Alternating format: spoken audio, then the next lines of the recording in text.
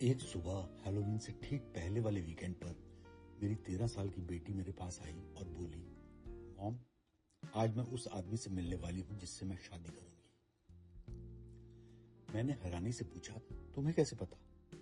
मेरी ये वही बेटी थी जो कभी लड़कों में दिलचस्पी नहीं दिखाती थी, ना कोई क्रश, ना कोई डेट।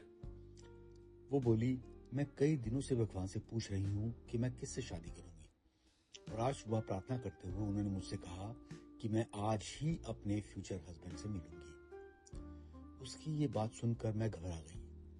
एक 13 साल की इंप्रेशनेबल बच्ची का ये विश्वास पूरा दिन डर और सतर्कता का था। मैंने तय किया कि आज मैं उसे अपनी नजरों से ओझल नहीं होने दूंगी।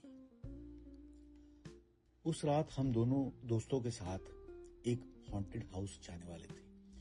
मैंने पूछा, क्या तुम्हें लगता है कि तुम अपने दोस्तों में से किसी से शादी करोगी? वो बोली, नहीं, मैं पक्का जानती हूँ वो कोई नया होगा, कोई जिसे मैं कभी पहले नहीं मिली। मेरा डर और बढ़ गया। पूरा दिन बीत गया, कुछ भी खास नहीं हुआ।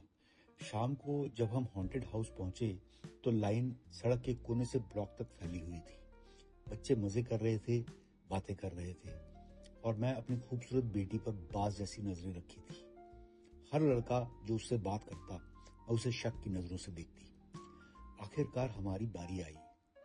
मैं बिल्कुल उसके पीछे चल रही थी, अंधेरा, डरावना, चीखों से भरा रास्ता। अचानक एक आदमी ग्रिम रीपर बनकर उसके सामने कूद पड़ा। वो इतनी बुरी तरह डर गई कि चीख कर पीछे गिरी, सीधा मेरे ऊपर, और पीछे खड़े सब लोग भी गिर गए। पूरा ग्रुप जमीन पर गिर गया। वो ग्रिम रीपर जो अभी डरावना था, फौरन कैरेक्टर से बाहर आ गया और बोला, आर यू ओके? चाहो तो मैं आपको साइड एग्जिट से बाहर ले चलूं। हम शर्मिंदा थे, लेकिन मेरी बेटी ने मना कर दिया। हम आगे बढ़ गए।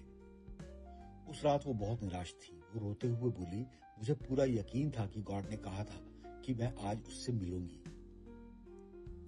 फास्ट फॉरवर्ड 10 साल बाद मेरी बेटी अपनी बेस्ट फ्रेंड की शादी में मेड ऑफ ऑनर थी। वहां एक लड़का जो दूसरे राज्य से आया था उसे नोटिस करता है। शादी के बाद ईमेल्स, कॉल्स और फिर रिश्ता, और आखिरकार शादी। एक दिन शादी के बाद हम हॉन्टेड हाउस के बारे में बातें कर रहे थे।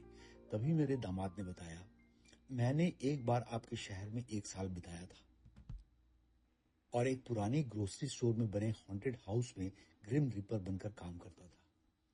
हम सब स्टन थे। जब टाइमलाइन मिलाई गई तो पता चला वो उसी साल हमारे शहर में था जब मेरी बेटी 13 साल की थी। जब उससे पूछा, क्या तुम्हें वो इंसिडेंट याद है जहां एक छोटी लड़की डरकर गिर पड़ी थी और तुमने कैरेक्टर छोड़कर मदद की थी? पहले तो वो अनश्योर था, फिर बोला, वेट, वो तुम थी? हाँ, मैं कभी कैरेक्टर नहीं छोड़ता, पर उस दिन डर गया था कि कहीं कोई गिरकर चोट ना खा ले।